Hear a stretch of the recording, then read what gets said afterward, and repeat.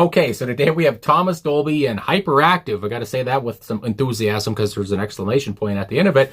We got the video here today. It's a little over 4 minutes long. I believe I've only ever done one reaction to Thomas Dolby, and it was with She Blinded Me with Science. And that chorus still comes into my head every now and then on different days, and it's just so catchy. And I figured, let's come back to Thomas Dolby. He was just such a new and unique character for me to react to, and I thought, let's listen to more of that. So let's get into it, talk about it after here. I imagine this video is going to be pretty fun, and hopefully it doesn't get blocked. We'll see what happens, but here we go. Hyperactive.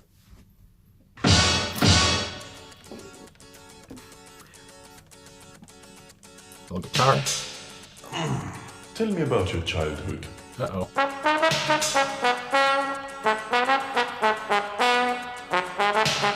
Four.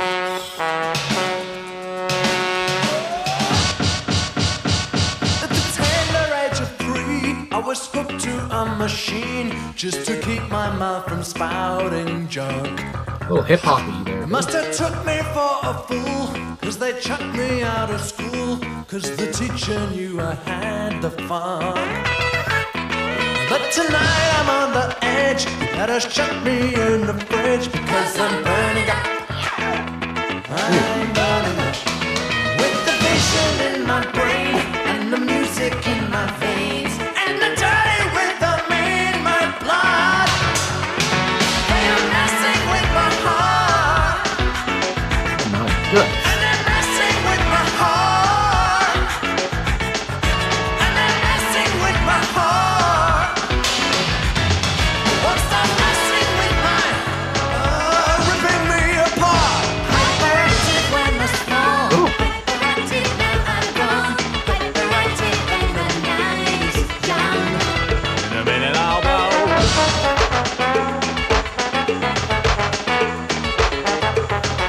Trombone solo.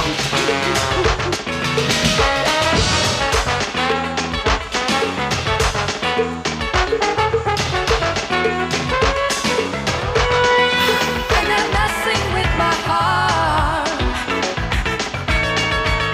So how long have you been having illusions? Keep on messing with my heart. Please tell me more about your mother. Ripping me apart. Set apart, and on the floor, messages from outer space. Deep heat for the feet, the rhythm of your heartbeat. 'Cause the music of the street, it isn't any repertoire. It isn't any repertoire. Rapper, rapper, rapper.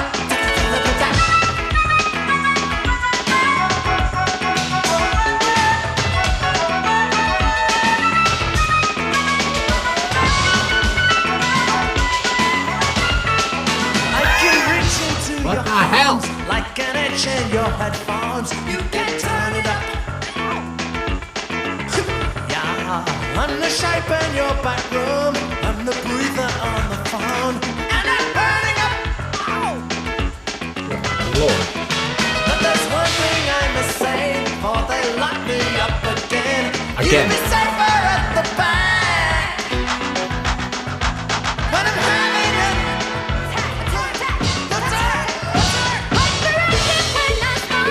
Ooh.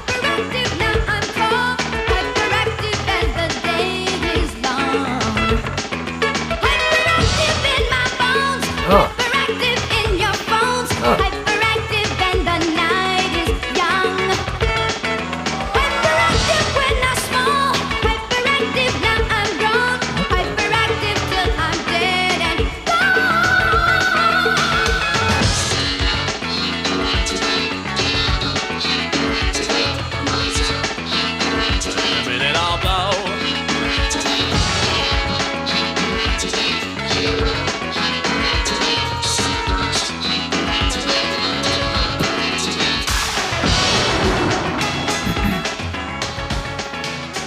Why not?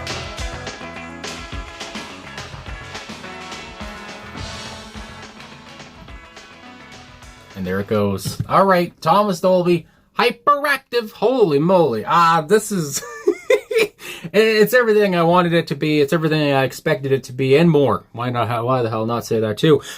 This is just what the hell? I mean, Thomas Dolby, every song, and I've only done 2, but both songs I've reacted to now. They're an experience. It's not just music, because of course this guy, he really wanted to tell a story. You could tell he's so invested in his music videos. Again, from the 2 that I've seen, he really works hard on that. Obviously with the character work, obviously with, he's so quirky. He's so kind of out there. It reminds me in a way of like Weird Al Yankovic. He could be, I mean, he's weird as well, and in a good way. I mean, I'm weird too. A lot of people are fucking weird.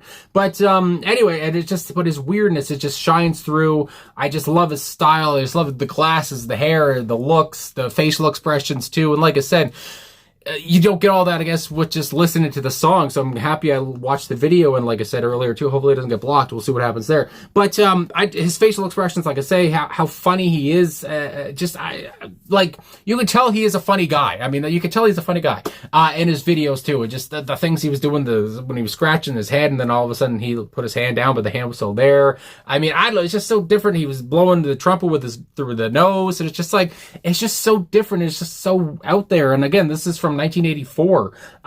It just feels ahead of its time.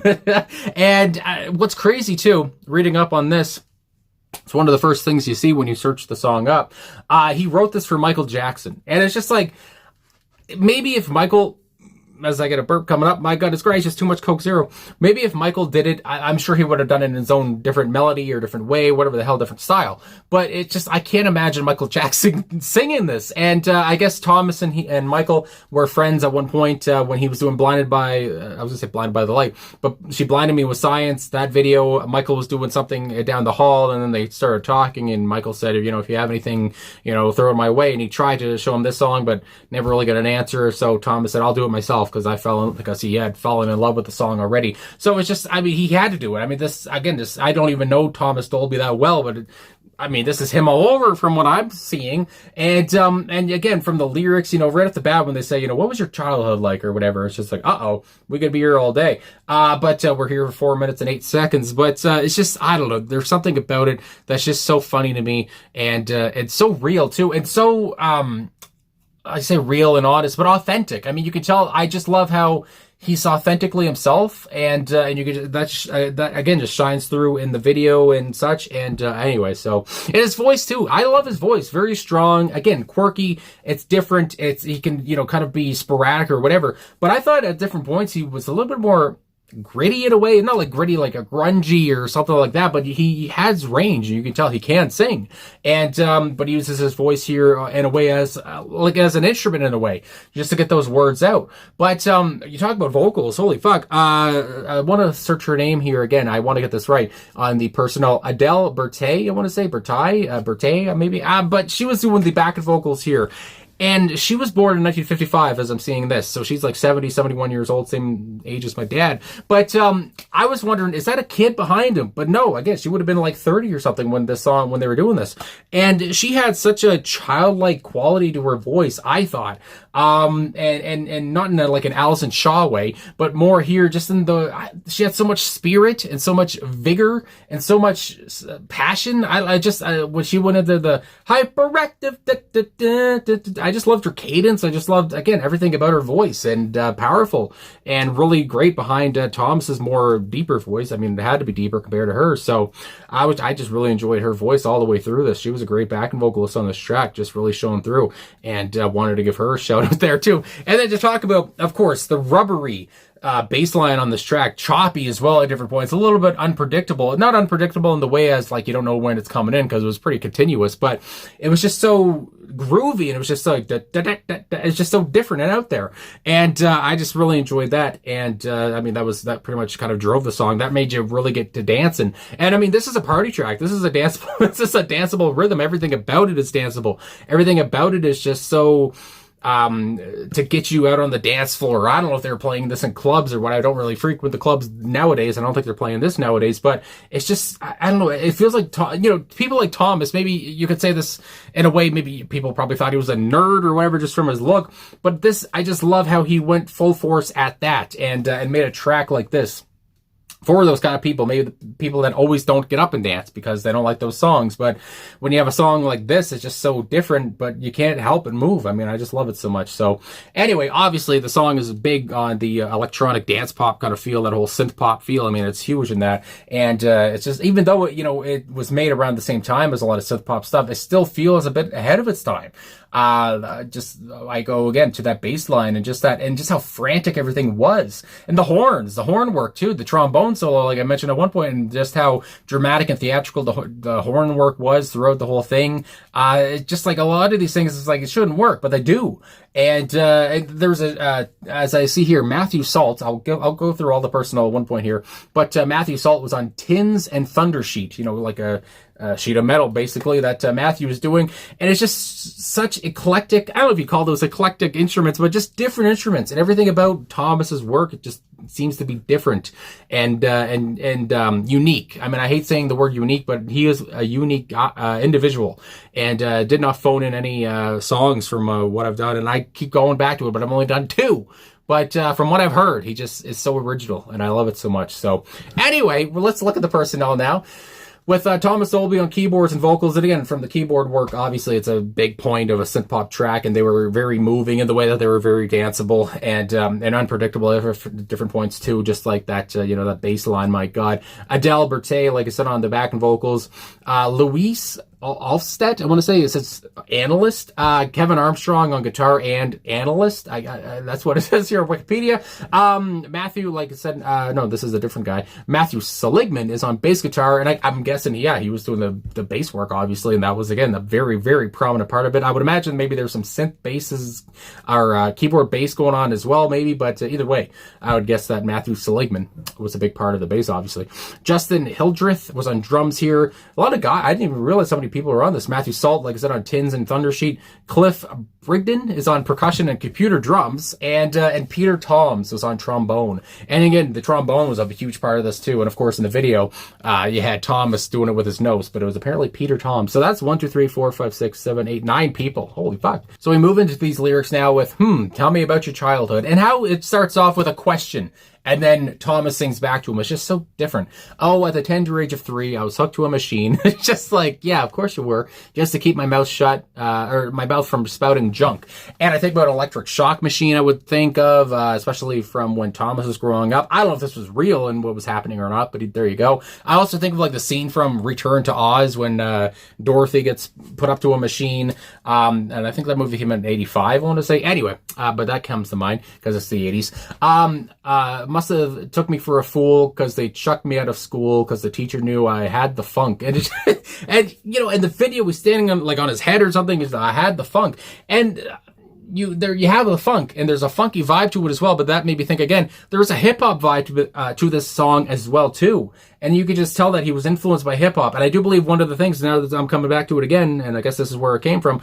But when he was talking to Michael Jackson, they were talking about how much they both loved hip-hop. So it makes sense that there was a hip-hop feel to this song, too. And that I just remember that now as I'm doing this. Anyway, but tonight I'm on the edge. You better shut me in the fridge. It's just like, what? Shut me in the fridge? Because I'm burning up. I'm burning up, and I guess you put them in a fridge because the fridge is cold and you won't be burning up. With the vision in my brain and the music in my veins. You can tell the music is in his veins, and the dirty rhythm in my blood. And yeah, music seems to be in his veins. He seems to absolutely passionately love music, and that just comes through anyway. So, and again, I don't know how real all of this is for him, and if he was ever put up to a machine or chucked at a school for it or put in a fridge, but what the hell.